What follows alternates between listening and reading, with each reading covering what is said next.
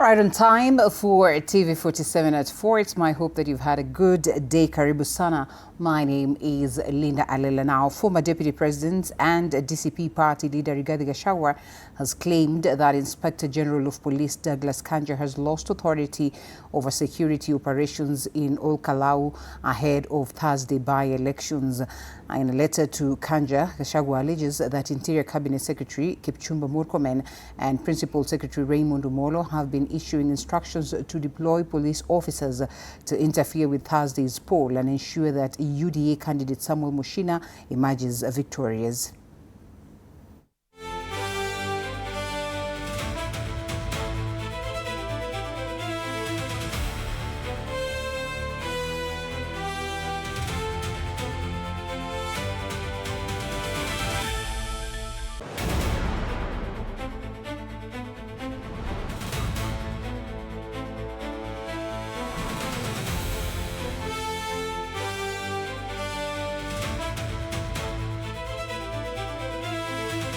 And still on that, the Independent Electoral and Boundaries Commission, IEBC, has assured voters in Ol-Kalou that the heavy police deployment ahead of the by-election is meant to provide security and not discourage them from voting. Speaking during the distribution of non-strategic electoral material at Ol-Kalou Senior School, IEBC Commissioner Hassan Noor Hassan said that the presence of security officers is intended to ensure a peaceful, free and credible electoral process. Hassan has urged eligible voters to turn out in large numbers and exercise their constitutional right without fear, maintaining that adequate security measures have been put in place to guarantee a smooth process.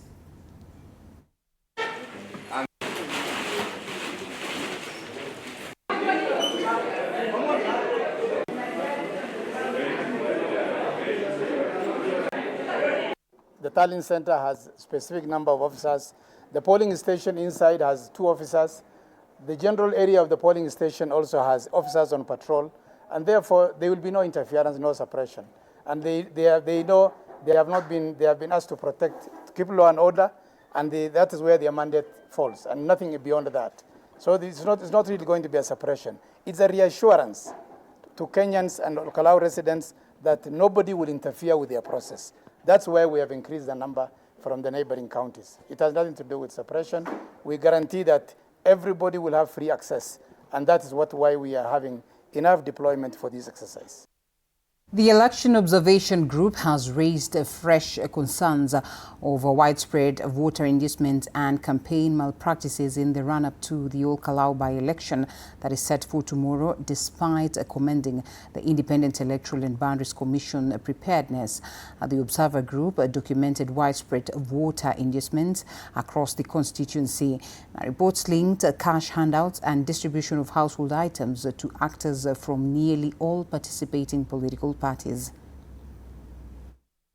Our report notes that there was vote buying and distribution of cash and materials incentives across the constituency. Observer reports linked these activities to actors from nearly all participating political parties, with leaders affiliated with the UDA featuring most prominently. The reported inducement included cash ranging from 200 bob to more than 5,000. We had instances where people distributed gas cylinders, mattresses, shoes, and even other household items. One common practice involved distributing of 1,000 bob to groups of 3 people, locally referred to as 330 meetings. All right, and to this developing story is that the government has launched a major crackdown following an internal audit that exposed a widespread payroll fraud across several public institutions. The Public Service Cabinet Secretary Geoffrey Ruku said that the audit uncovered ghost workers, forged employment records, multiple salary payments and suspicious banking details that cost taxpayers an estimated 6.2 billion Kenya shillings. Investigators also found cases where employees were allegedly hired before birth or before reaching the legal employment age. The National Police Service was among the hardest hit institutions, with about 336 million shillings reportedly paid into a single bank account linked to multiple employees.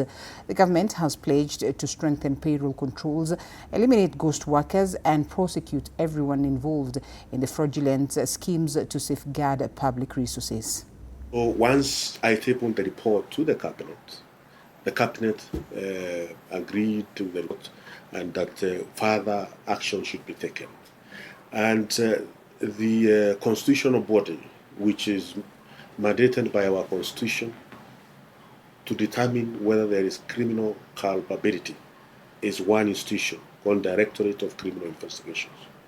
So that's why I and a conference meeting or a special meeting with the Directorate of Criminal Investigation and other government agencies who are involved in this process of the audit, the internal audit, as well as forensic audit. And we handed over the report, which shows clearly where money went and who received the specific amount of money. Public universities are grappling with a funding shortfall of nearly 29 billion shillings, while TVET institutions also face billions in unmet funding needs. Appearing before the National Assembly's Public Investment Committee on Governance and Education, the Education Cabinet Secretary Julius Agamba attributed the crisis to inadequate budget allocations and, of course, even as lawmakers questioned governance, stalled projects and the management of public resources.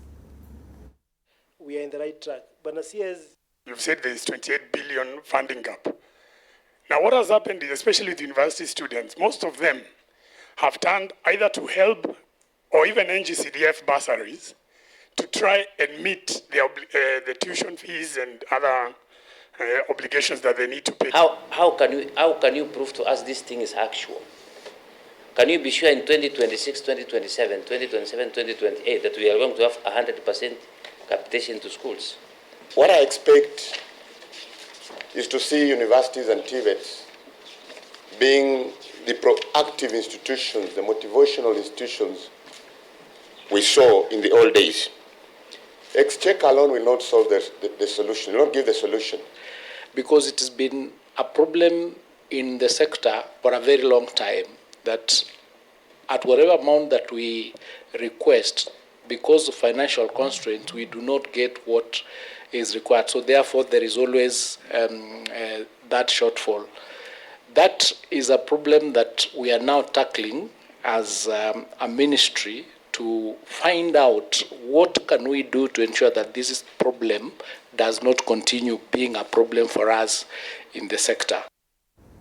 The Micro and Small Enterprises Authority, MSEA, has held an engagement with youth and women involved in the seed business and other small enterprises in Subukia to create awareness of the Micro and Small Enterprises Act 2026. The Act seeks to create an enabling environment for the growth and sustainability of micro and small enterprises, particularly those that are run by young people. Youth also have been urged to take advantage of the opportunities provided under the law by embracing entrepreneurship to improve their livelihoods. Over the past forums, our objective has been to strengthen awareness of the draft MSME Policy 2026 and the proposed amendment bill, which, while connecting entrepreneurs with institutions that provide financial and non-financial support. Through the European Union, which has funded the IYBA seed project, and other governments like Germany and Slovakia and Expertise France, SNV is supporting an entrepreneurship ecosystem that enables business, especially those led by women and youth, to access information, finance, markets, and business development services. We are here today to bring the opportunities that are there for the MSMEs to understand that market linkages is not directly from SEA, but we can link them to other organizations, and when they need competitiveness of their product and productivity, then we link them with KEBS, with KRA, and other organizations where finances are affordable, like the Women Enterprise Fund. Universities are increasingly partnering with technology companies to equip students with practical skills, career guidance and industry knowledge to ease their transition into the job market after graduation. Speaking during the GOtv Career Fair, stakeholders in the technology sector said that many young people miss out on employment opportunities that is due to a lack of career guidance, professional mentorship and access to reliable labor market information. Through a partnership between Jomo Kenyatta University of Agriculture and Technology GOtv and Smart Applications, students are receiving training, mentorship and practical skills that is to prepare them for both the local and global job markets. Personally, there is a lot that I learned from the ongoing sessions, especially on employment preparedness. Hapa mimi nikitoka naenda kujifunza more about tech, because in engineering we do very little of programming. But it's an opportunity for me to learn about the job market and how to be market ready. And also it's a way of also networking with the professionals in the industry, as well as understanding much more of AI and technology and how it is integrated in today's industry. What the challenges we've noted is that sometimes we have graduates who are out there, but then there are specific skills or items or specific competencies that we need out of them. And we believe that if we collaborate, we shall make this effective, and we shall actually ready the workforce or the academia. We shall ready the students that are coming from respective institutions for them to take up the opportunities we have out there. I know that we train our students for the world. They can work anywhere, but if industry is able to collaborate with us, then we are able to prepare the students better to be able to know what is out there in the marketplace. Okay, Deputy President Professor Kithure Kindiki today hosted elected leaders from Nandi County at his official residence in Karen, Nairobi, for consultations on the progress of key national development projects. The meeting reviewed ongoing investments in roads, electricity, water supply, healthcare facilities and market infrastructure, with leaders calling for faster implementation and improved accountability by contractors. They emphasized that timely completion of this project is essential for improving livelihoods, expanding economic opportunities and enhancing access to public services. The leaders also discussed the importance of strengthening cooperation between the national and the county governments to ensure development reaches a community effectively.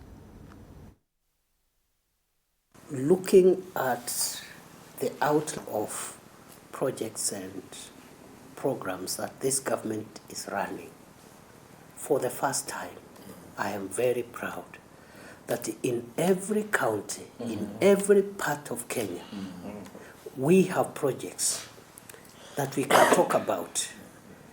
Roads, electricity, water, markets, affordable housing. It was never the case before.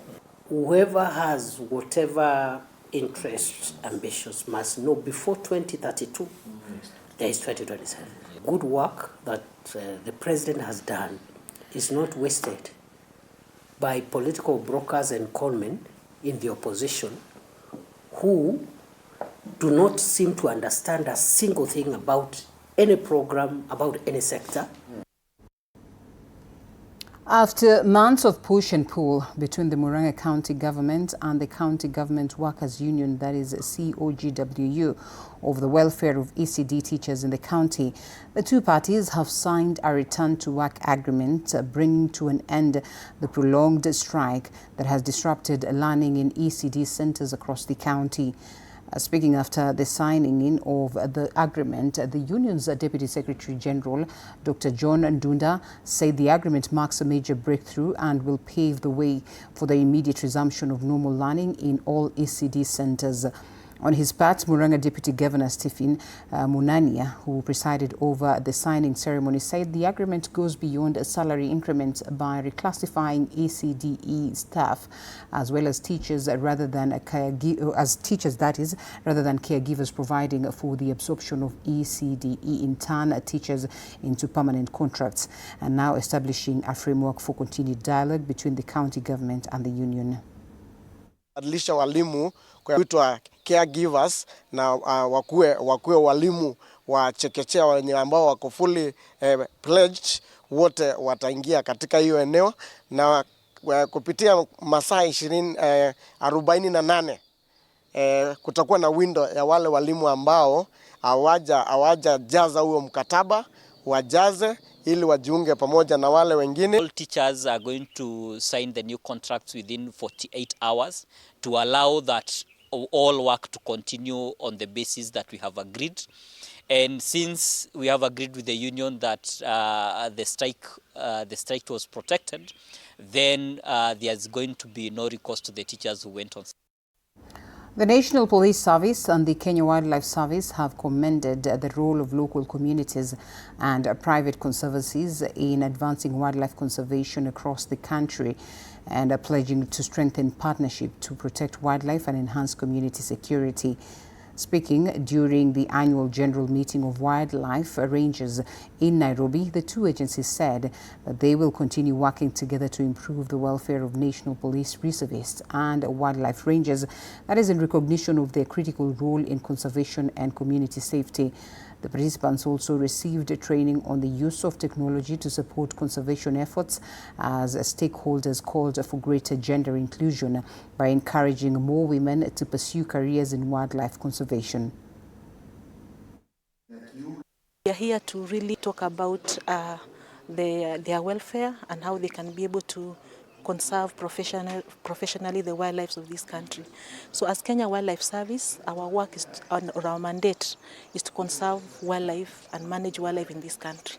And we are here so that we can encourage them to be working together, not to working in silos, so that as they reinforce the rules and the regulation in the conservancies and ranches, so that they can be able to be working together. We are going to support the women rangers because we know they are focused, they are punctual, and I have been a supervisor for rangers and I have seen how punctual the rangers are. Dairy farmers in Karau, Embu County, are calling on the county government to deploy more agricultural extension officers, saying many small-scale farmers are missing out on affordable technologies that could lower the cost of milk production.